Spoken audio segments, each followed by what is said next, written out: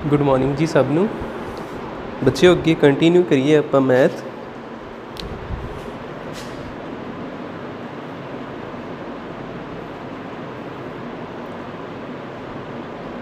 Chapter first करते पे आपां इंटीजर।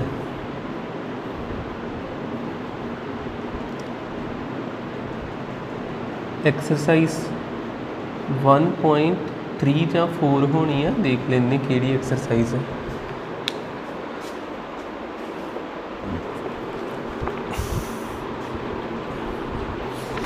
वन पॉइंट फोर है लास्ट एक्सरसाइज ही है ये। फिर चैप्टर अपना ख़त्म है। 1.4 क्वेश्चन नंबर हैगा जो अपने को third fill in the blanks है।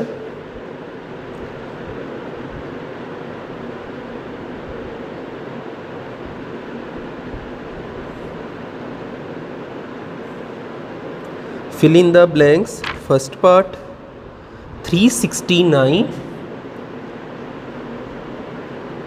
डिवाइडेड बाय फिर ब्लैंक पई इज इक्वल टू 369।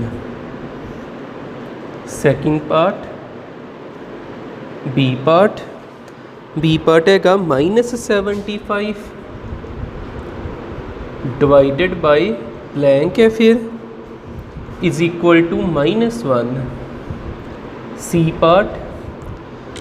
पार्ट हैगा -206 divided by blank is equal to 1। D part हैगा -87 divided by blank is equal to 87। उस तो बाद ई पार्ट हैगा वा blank divided by 1 is equal to -87। F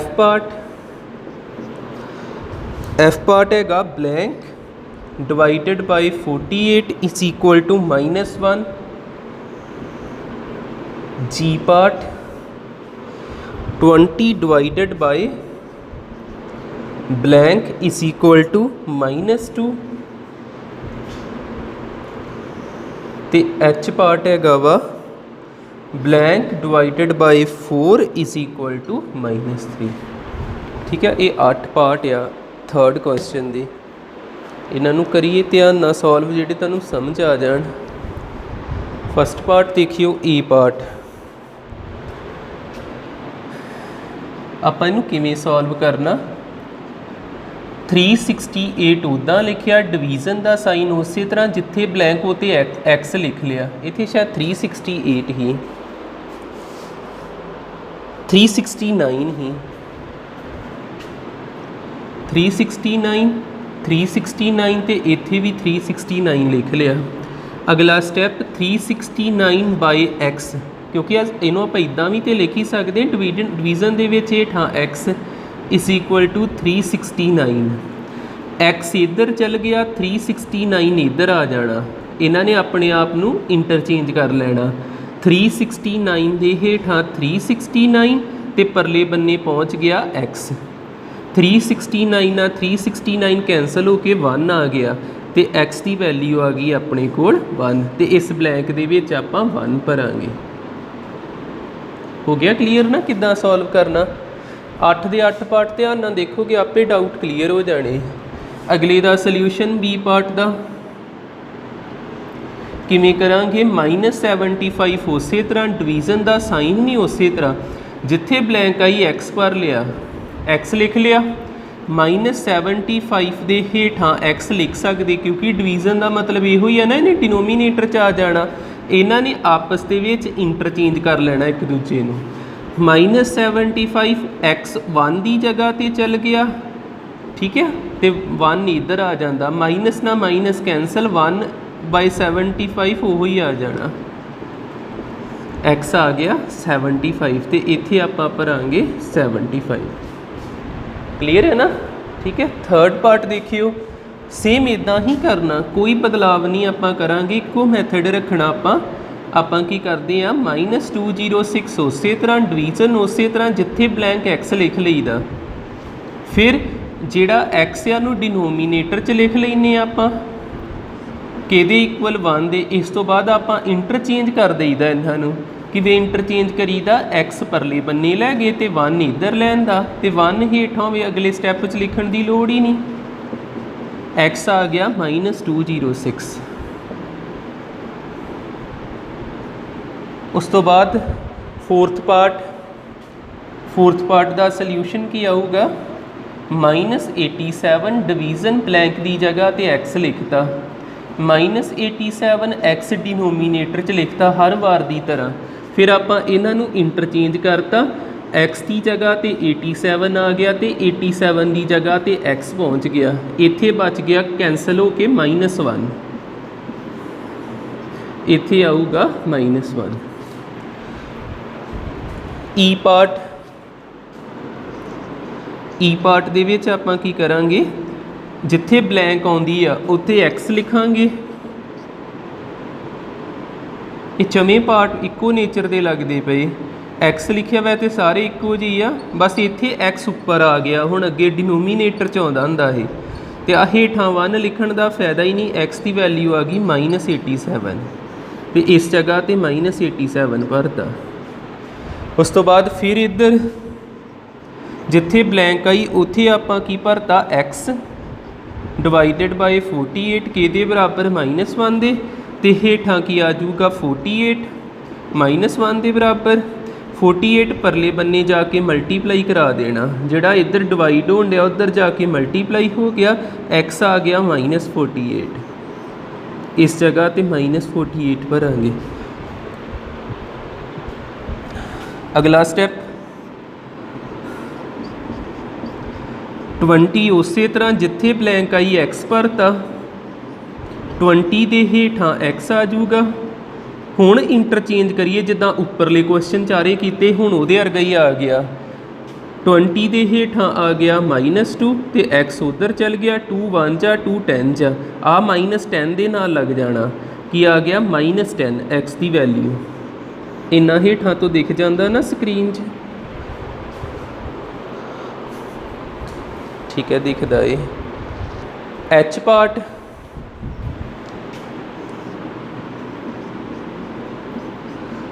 part दे विच जिथे ब्लैंक आउंदी x भरिया, फिर x/4 के दे इक्वल -3 तो 4 इधर डिवाइड होण दिया, परले बन्ने इक्वल 2 तो जाके मल्टीप्लाई हो गया, 4 3 जा 12 के नाल माइनस का माइनस ला देना, -12 आ गया।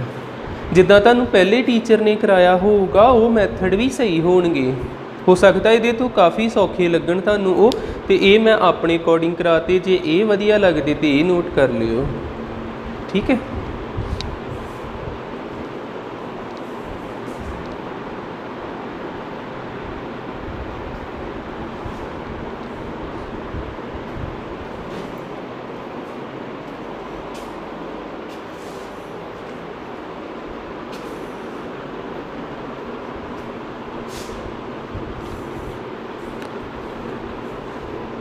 Fourth question,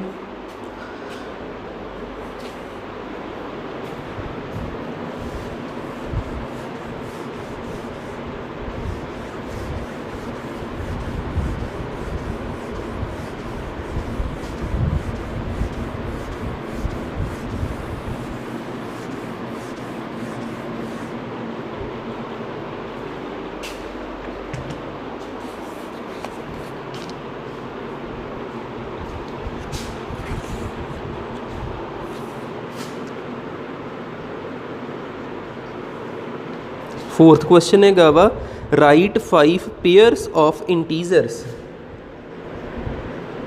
right 5 pairs of integers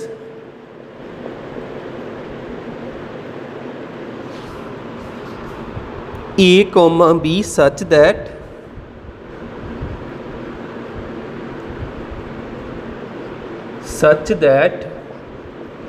सानू सच दैट गिवन टर्म ही होंदी गिवन की हैगा a divided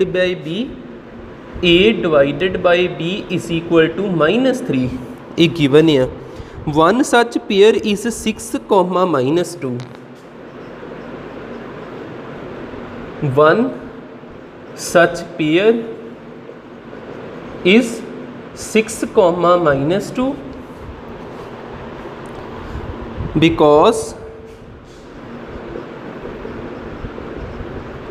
because 6 divided by -2 is equal to -3। इस तरह का क्वेश्चन है कोई।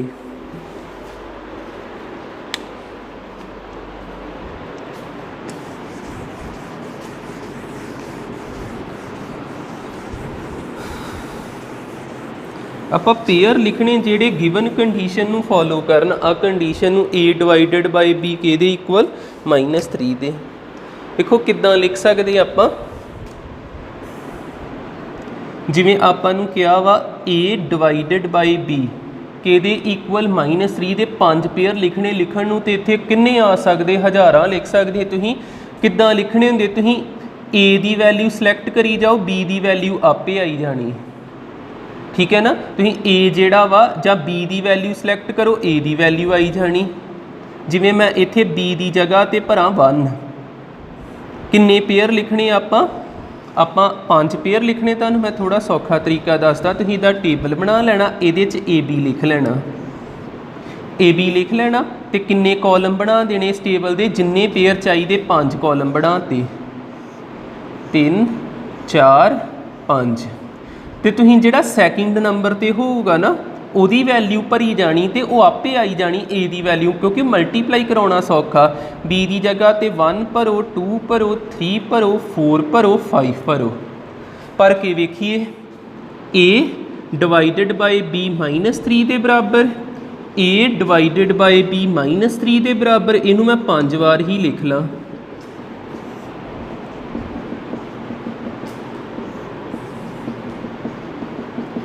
हुण आपां की करना जिहड़ा डिवीजन च हुंदा परले बन्ने उहनूं हेठां लिख देईदा डिनोमीनेटर च।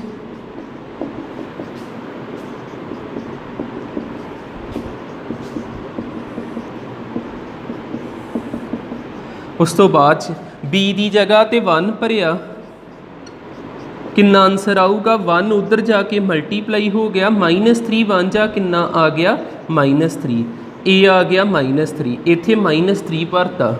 बी की जगह तो 2 भरीए किन्ना आंसर आ जाऊगा -3 मल्टीप्लाई बाय 2 ए किन्ना आ गया -6 जिहड़ा हेठां डिवाइड होण दिया परले बन्ने जाके मल्टीप्लाई हो गया -6 आ गया। बी की जगह तो 3 भरीए क्योंकि आ वेखो 3 भरना ना हुण 3 हेठां डिवाइड होण दिया उधर जाके मल्टीप्लाई हो गया 3 3 जा किन्ना आ गया 9 ए की जगह तो -9 आंसर आ गया। बी की जगह तो 4 भरीए -3 4 ना मल्टीप्लाई हो गया 4 3 जा किन्ना आंसर आ गया 12 इत्थे -12 आ जाऊगा। बी की जगह तो आपां 5 भरदे हुण 5 उधर जाके मल्टीप्लाई हो गया किन्ना आंसर आ गया -15 आ गया। इस तरह आप बी दियां वैल्यू भरी जानियां ते ए दियां वैल्यू आई जानियां ते अपने कोल पेयर आ गए पहला दूजा तीजा चौथा ते पंजवां। हो गया क्लीयर? ठीक है, इत्थों तक करियो अज लिए।